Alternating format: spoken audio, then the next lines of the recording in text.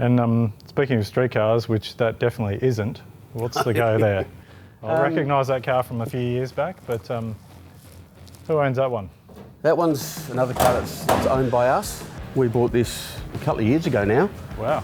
I've always had a fascination with these, and something that popped up at the sort of the right time for the right money. So I just thought I'd stick my hand up and own it. We are pretty close to actually getting it fired up again now. So it's got a new motor, new sequential gearbox into it. All the driveline's been rebuilt. We've just fitted a new Motec M1 ECU to it.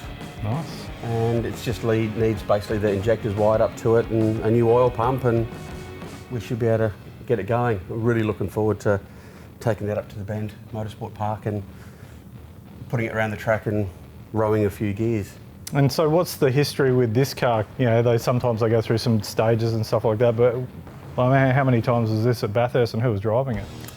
This has been driven by quite a few people. This was originally a VT Commodore. Okay. It was the last chassis built of its kind by this company.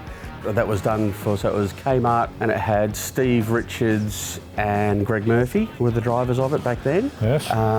Then it got sold to the Smiths Trucks guys, and then Gary Rogers Motorsports upgraded it from the VT to the VY spec that it is, with a double wishbone front and basically the new category. Yep.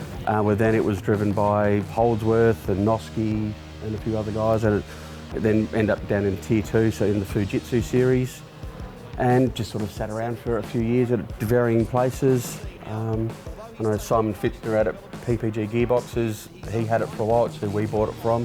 Yep. And they did one of their sequential 6-speeds into it. And then, yeah, so we bought it from there, and we hope to have a little bit of fun with it now. We wanted to restore it back to its early days. Well, I really love this era of cars too, because this is when, I mean, I remember being at Clipsal and seeing the supercars of like VY, VZ just smashing massive big flames out the side. You know, they were angry and they were loud, and yeah, they just had didn't care about fuel management. Nope. It was just What was that? Last of them being real tough cars again.